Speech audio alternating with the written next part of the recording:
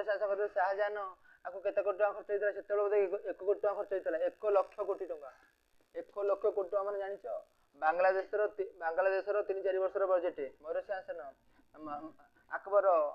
আকবরଙ୍କ ପୁଅ ଥିଲେ କି ଶାହଜାହାନ ଜାହାଙ୍ଗୀର ସନ୍ ଥିଲେ ଜାହାଙ୍ଗୀର ହଉଛନ୍ତି ଆର୍ଟ ବଢିଆ ଚିତ୍ର କରୁଥିଲା ସମୟରେ ହଉଥିଲା ଶାହଜାହାନ ହଉଛନ୍ତି ଆର୍କିଟେକ୍ଚର କଳା ଯୋଉ କାରୁକାର୍ଯ୍ୟ ତାପରେ ତାଜମହଲ ଏସବୁ ଶାହଜାହାନ କରିଥିଲେ ଲାଲକିଲ୍ଲା ଲୋକ ମୁସଲମାନଙ୍କୁ ଗାଳି କରୁଛନ୍ତି କିନ୍ତୁ ଲାଲକିଲ୍ଲା ବୁଲିବାକୁ ଯାଉଛନ୍ତି ତାଜମହଲ ଦେଖିବାକୁ ଯାଉଛନ୍ତି ଆର୍ଟ ଶାହଜାହାନ ପରେ ଆସିଲା ଔରଙ୍ଗଜେବ ହିନ୍ଦୁରେ ବି ବଦମାସ ଅଛନ୍ତି ମୁସଲମାନ ବଦମାସ ଅଛନ୍ତି ତେଣୁ ଧର୍ମ ଭାରତ ହଉଛି ଗୋଟେ ୟୁନିଭର୍ସାଲ ତାପରେ ଶାହଜାହାନ ଗଲା ମହାଭାରତ ରାମାୟଣ କିଏ କରିଥିଲେ ବଙ୍ଗଳା ଭାଷା ମହାଭାରତ କିଏ ବଙ୍ଗଳା ଭାଷା ଲେଖିଥିଲେ ମହାଭାରତ ଲେଖିଥିଲେ ବଙ୍ଗଳା ଭାଷାରେ ନସରତ ଶାହା ମହାଭାରତ ଲେଖିଥିଲେ ନସରତ ଶାହା ତାପରେ ହଉଛି ଦାଣ୍ଡି ରାମାୟଣ ଲେଖିଥିଲେ ବଳରାମ ଦାସ କହିଲି ରାମଦେବ ଥିଲେ ମହାରାଷ୍ଟ୍ରର ଭକ୍ତି ଧର୍ମର ଥିଲେ ନାମଦେବ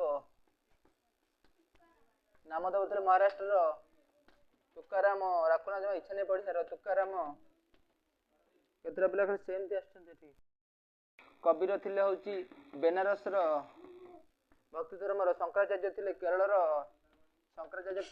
ସେ ଜନ୍ମ ହେଇଥିଲେ କାଲାଡି ଗ୍ରାମରେ ଚୈତନ୍ୟ ଥିଲେ ବାଂଲାଦେଶର ଚୈତନ୍ୟ ଥିଲେ ହଉଛି ୱେଷ୍ଟ ବେଙ୍ଗଲର ଶଙ୍କରାଚାର୍ଯ୍ୟ ଥିଲେ କେରଳର ନାମଦେବ ଥିଲେ ମହାରାଷ୍ଟ୍ରର ତାପରେ ଥିଲେ ଚୈତନ୍ୟ ଥିଲେ ବଙ୍ଗଳାର ମାନେ ପଶ୍ଚିମବଙ୍ଗର ଆଉ କିଏ ରହିଲେ ଏମାନେ ସବୁ ଥିଲେ ଭକ୍ତି ଧର୍ମର ତାପରେ ହଉଛି ବଲ୍ଲଭ ଦେବ ଆଉ ଥିଲେ ରାମାନୁଜ ଥିଲେ ନା ଆଉ କିଏ ଥିଲେ ଆଉ କିଏ ଥିଲେ ଗଲା ଚୈତନ୍ୟଙ୍କ ପ୍ରଧାନ ଶିଷ୍ୟ ଥିଲେ ହରିଦାସ ଚୈତନ୍ୟ ଆସିଥିଲେ 1510 ନା 15 ଆସିଥିଲେ ପୁରୀକି ଆସିଥିଲେ 15ରେ ଚୈତନ୍ୟ ଆସିଥିଲେ 1515ରେ କୃଷ୍ଣଦେବରାୟ ଲେଖିଥିଲେ ଅମୁକ୍ତ ମାଲ୍ୟଦା ତାପରେ ହଉଛି କବିର ଜନ୍ମ କରିଥିଲେ ବନାରସ କୁହାହେଲା ଶିଖ ଧର୍ମ ହଉଛି ଗୁରୁ ନାନକ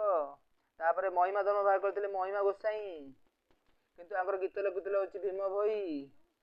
ଭୀମ ଭୋଇଙ୍କ ଘର କୋଉଠି ଏଇଠି କୋଉଠି ଦାସିଆବାଉରୀ ଘର କୋଉଠି ଦାସିଆବାଉରୀ କପିଳାସ ଏଠି ସାକ୍ଷ୍ୟପାଳ ହେଲା ତାପରେ ଅମୁକ୍ତ ମାଲ୍ୟଦା କୃଷ୍ଣଦେବରାୟ ତେଲୁଗୁ ଭାଷାରେ ଭଲ ଗ୍ରନ୍ଥ ତେଲୁଗୁ ଭାଷା ଗ୍ରନ୍ଥ କୃଷ୍ଣଦେବରାୟ ତେଲୁଗୁ ଭାଷାରେ ମହାଭାରତ ଲେଖିଥିଲେ ନାନା ଲେଖିଥିଲେ ମହାଭାରତ ତେଲୁଗୁ ଭାଷାରେ ଲେଖ କାଇଁ ବସ ପଦ୍ମାବତୀ କେଉଁ ଭାଷା ରଚନା କରିଥିଲେ ହିନ୍ଦୀ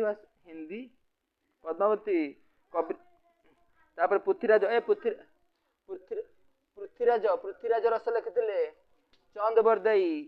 ତା ନାଁ ହଉଛି ଚନ୍ଦ ବରଦାଇ ଲେଖିଥିଲେ ପୃଥ୍ୱୀରାଜ ରସ ସୀତାର ଏ ଯୋଉ ସୀତାର ବାଜୁଛି ଆକୁ ବାହାର କରିଥିଲେ ଅମୀର ଖୁସ୍ରୁ ବାହାର କରିଥିଲେ ସଙ୍ଗୀତ ରାଗ ଗୁଡିକର କେଉଁ ପୁସ୍ତକରେ ଅଛି ସଙ୍ଗୀତ ରାଗ ସାରେ ଗାମା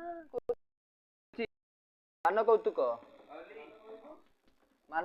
ଗ୍ରନ୍ଥରେ ଅଛି ମାନ କୌତୁକ